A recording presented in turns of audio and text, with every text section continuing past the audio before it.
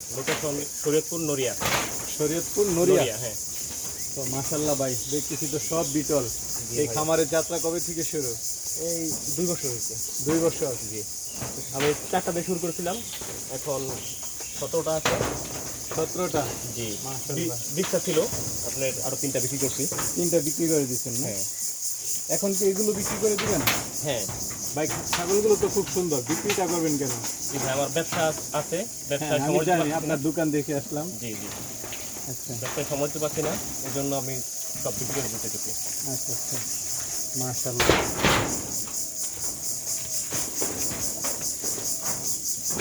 কেমন দামে দিবেন?